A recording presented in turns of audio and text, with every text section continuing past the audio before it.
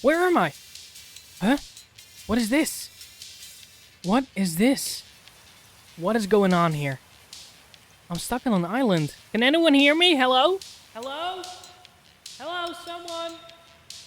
I guess not. Wait, what is this?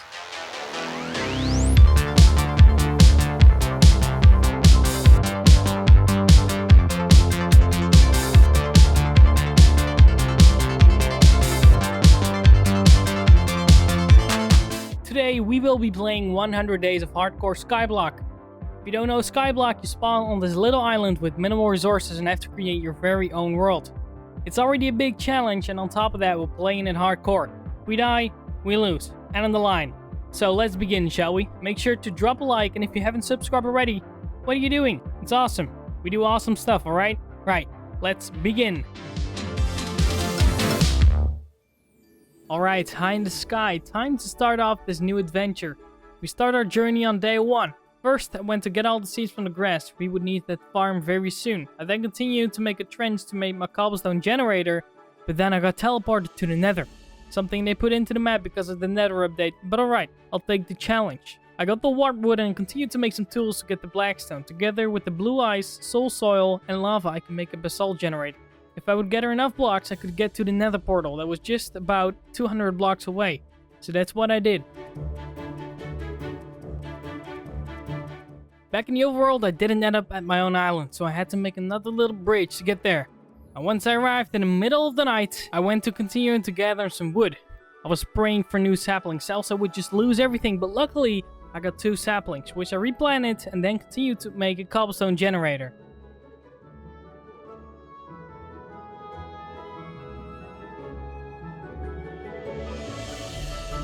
Day 2 and 3 I mostly spent in front of the cobblestone generator. I needed a lot of stone because I wanted to extend the island. I also noticed hunger was starting to kick in, and so I made sure to create a little farm. I then got underneath the island to get all the dirt, which was very dangerous, and then extended the island with a circle around it.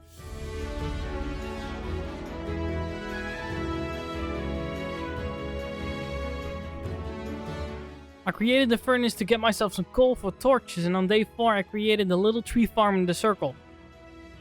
In the far distance I saw an island with a spruce tree. If I could get to that tree, I could get its saplings. I mean, come on! Who doesn't love spruce wood? So I made my way over to the island to get the tree. Once I made my way back, night started to fall, and I tried to be creative and make my own cobblestone generator. That was already a bad plan, but in the meanwhile I got attacked by the most annoying thing, phantoms. We didn't have a bed yet, so I had to kill them.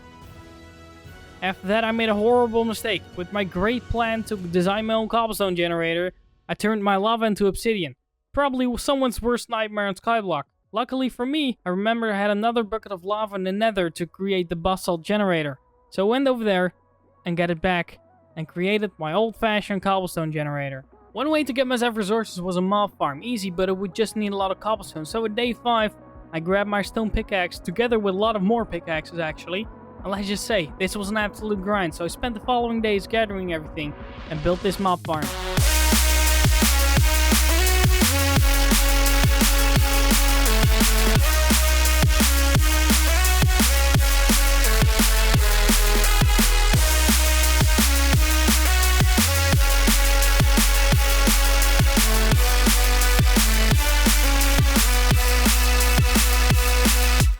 I finished the mob farm day 10, and yes, this took quite a while. As I made my way down, a creeper was waiting for me at the bottom. Apparently he wanted to show his parkour skills, but then he blew up right in my face and left me on half a heart. Pretty close, but we're alive. On day 11 I extended the platform at the mob farm. I prepared it so we could filter out the zombie villagers to turn them into normal villagers in the future. They didn't seem to be too happy about that, so a creeper decided to blow up everything, yay! And then I of course repaired it and left it for the day. But we now had completed our first step into getting a villager. The second one was getting blazer rods and gold, so we had to go to the Nether. So I made my way over to the fortress and created a little platform.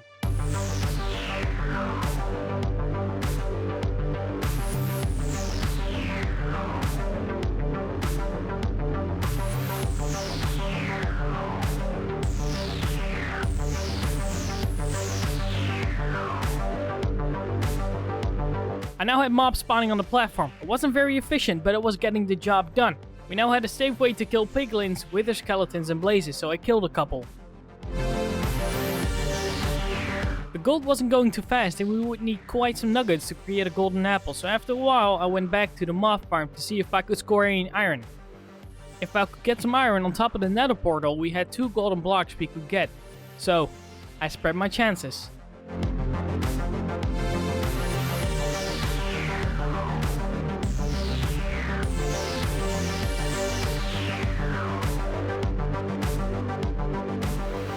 So far I didn't manage to get an iron ingot, and to change it up a little bit, on day 15 I went to the sand island to get both the sand and the cactus. I had to smelt some sand to make glass for potions. After that I gave the mob grinder yet another small chance, but I figured collecting gold in the nether was going to be faster, so I returned once again, and on day 16 I finally managed to get my first golden apple.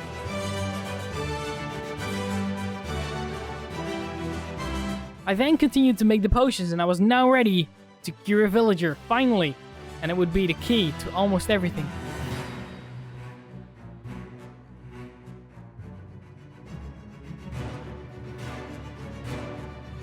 I spent days looking for that first villager. I tried making a system where they would spread out, and then a skeleton went rogue and basically just killed everybody in sight. He wanted me to play some music because it gave me tons of different music discs. Pretty cool, but we had no juice box, so that was basically worthless, but cool to have. On day 20, I finally got one trapped. I quickly got all my tools, and yes, it finally happened. I got my very first villager. While I had my first villager, I then continued to look for another one. I also needed some new space for my new friend, so I expanded the island and added a new farm.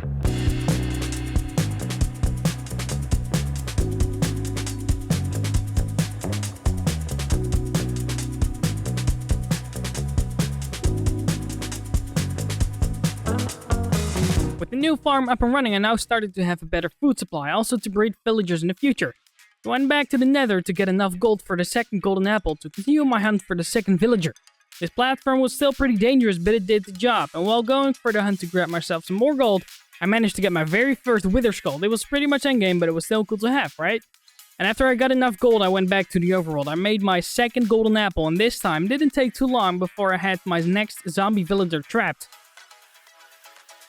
Day 24, we got him, and we now had 2 villagers, so now we could throw food at them, which would turn them on, and, well, I mean, don't ask me why they love food so much, that's none of my business. But we now had 2 villagers, so it was time to give them a place to stay and, do their business in. So, it was time to build.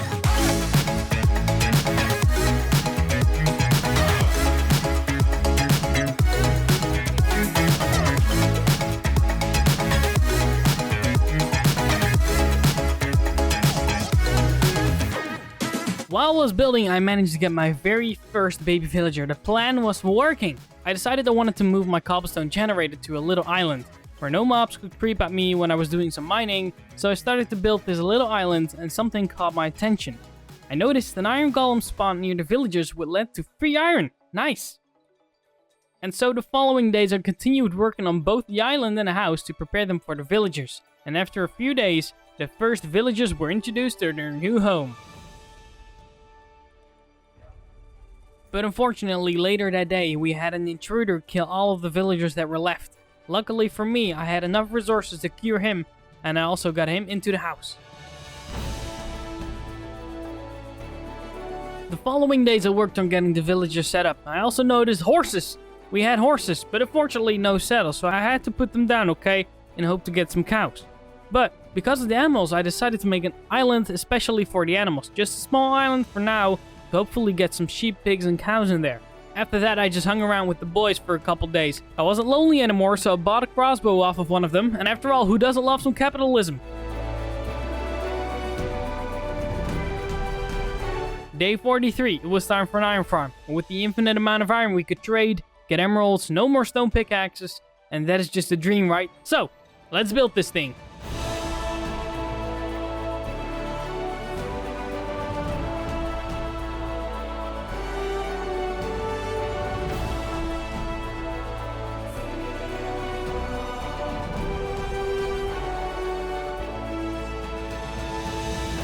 We now had infinite amount of iron coming in, and I made yet another pickaxe, and while I was building the iron farm, I kept on trading with the villagers I already had, and I had a toolsmith which I kept leveling up, and on day 51 I was able to get myself a diamond pickaxe.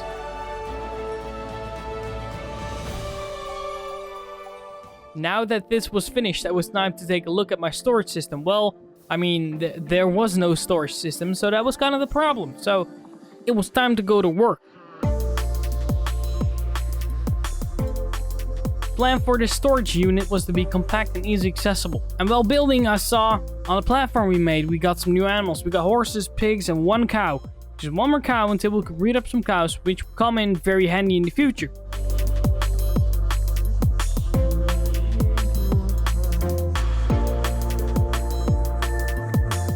On day 55, I started to move over most of the stuff to get the random chests out of the way. It was time this stuff got moved, and I finished it on day 56.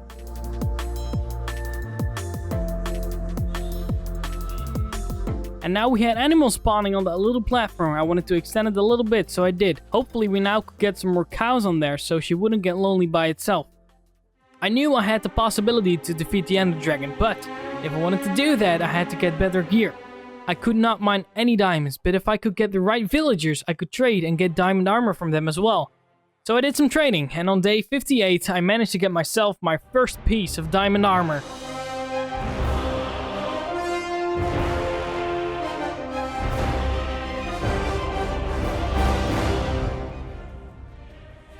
I took a step back and I looked at my island.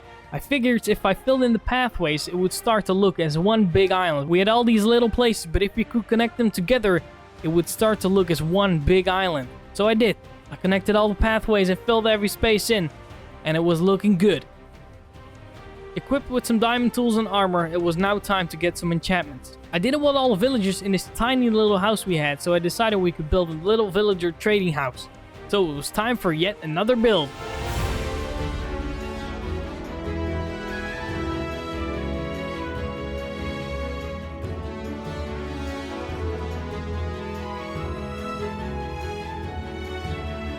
Alright, it was time to move the villagers in. I was looking forward to this. Don't we all just love moving villagers? Luckily, it didn't take too long to get them where they needed to be. And it was time to get some enchantments going.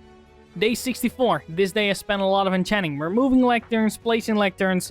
I was looking for the right enchantments. First, we came across Silk Touch. Very useful because we had a stone generator and not a cobblestone generator. So, if we could get Silk Touch, we could just get stone. One to grab onto instantly. And not too long after, I also sniped an Efficiency 5 book. This way we almost could make the best pickaxe possible for our world. I didn't have the emeralds yet to buy the Efficiency 5 book, so I just sold him some paper instead to lock the trade. On day 67 I decided to upgrade my pickaxe. I made an anvil. So I made another anvil, and then I stacked Unbreaking 2 to Unbreaking 3, added Efficiency 5 and Silk Touch, and now the only thing left was mending. So now with all the enchantments, we had a beast of a pickaxe. I then continued to get the jungle tree for the rest of the day. A new biome unlocked.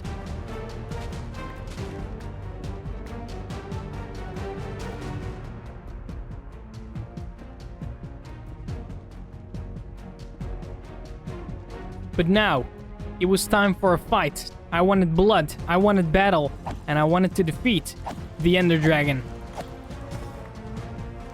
If I wanted to kill this Ender Dragon, I was going to need a plan. I would need better armor, but also, I didn't know how to get to the portal yet, so with enough blaze rods in my storage, I would still need a lot of ender pearls. Aside from the mob spawner, I didn't have a platform for mobs to spawn on, so I went to Animal Island and removed all the torches to hopefully have endermen spawn at night.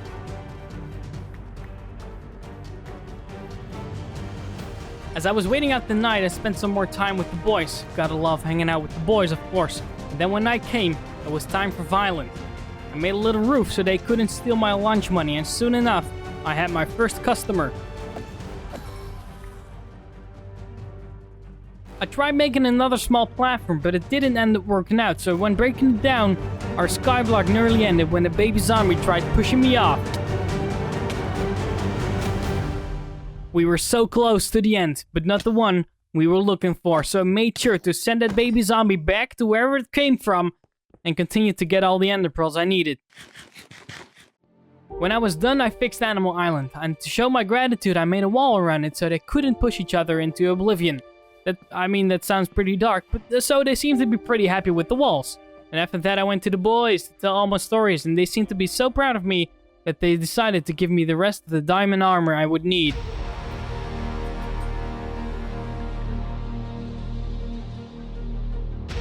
I felt ready. I had armor, I had weapons, and I had built a beautiful island. The only problem was, where is this stronghold? So, I went to my single cow and I said goodbye. I hope, of course, that I would return, so I grabbed everything, my slow falling potions, my food and everything I would need to fight this dragon, and I left my island.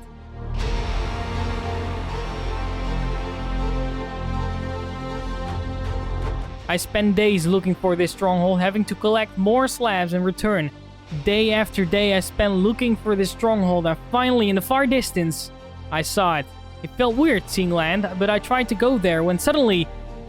So this next little bit needs some extra information. This wasn't the way to go to the end on this map, and if you would go too far out, apparently you could teleport it back, something I didn't know. Luckily for me, I had my slow falling potions, which in the end saved me from dying.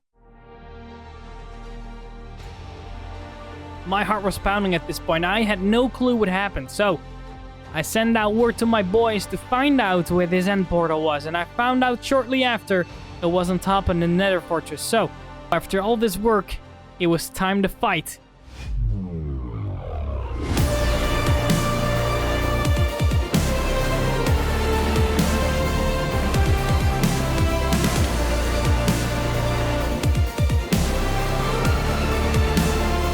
I was putting up a good fight when all of a sudden he knocked me into the air, and you know what?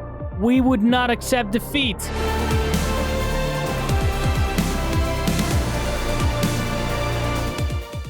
With one final blow, I had done it. I had defeated the Ender Dragon on a hardcore Skyblock world.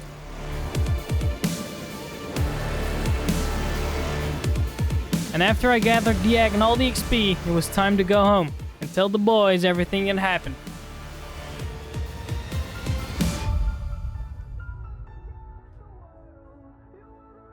After I got back, I found a bucket of lava in the middle of my island, and we could surely use it. And the first thing I did was to move it over to the iron farm. Now, what else could we do? I did see some opportunities for the future, but we had too little time. It was time to really upgrade the island and make it more beautiful, so while spending some time in front of my generator, I got an idea. While doing some trades, I finally got my mending book. Awesome, that's just awesome. I then decided to move over the spruce tree to Generator Island. It would fit better there, and I also made a little pond. And then it was time to give this island a big upgrade.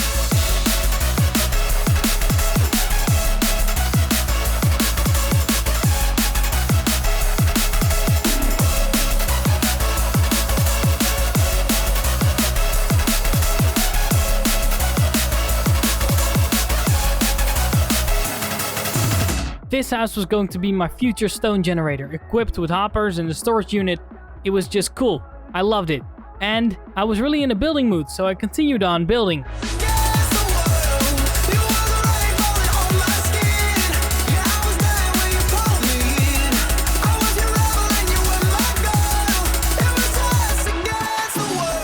We were now at day 90, and to think we started on this little island, we now came to this.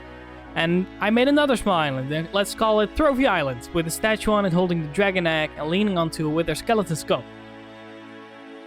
After that, I just spent a lot of time cleaning up the base, and in the big building grind I had put down some turtle eggs near a pond, and I was waiting for them to hatch. We were getting pretty close to the end. We had about 7 days left. Of course, we had to keep going, so first, I decided to make a hanging bridge to the Nether portal island. That basalt bridge couldn't stay there forever. Now when I finished the bridge, I got a heartwarming feeling. When I looked to Animal Island after all these days, I finally saw our cow had new friends, its own species, and it was a beautiful sight to see them run around and be happy. I gathered up all the emeralds to make some blocks. I didn't really have a use for them, but hey, who knows in the future. And then in the night of day 95, I witnessed the birth of the first turtle, and it was a beautiful sight to see. I saw him get into the water and be a happy little turtle. Really cute. Gotta admit that. So now it was my goal to see the other one hatch as well, so I quickly got rid of the basalt bridge and spent more time together with the last egg while doing some fishing. I had to be there when it happened. I had the most chance of hatching during the night, so I stayed close. During the day I spent some more time decorating the island. I added some more grass here and there around the buildings and the open area for some more decoration. I just felt it made it more alive. I also added some streetlights. I thought that was looking really nice. And then on day 99 I was hopeful for this egg to hatch. And as the last night passed, unfortunately we had no turtle, but I saw the sun come up one last time.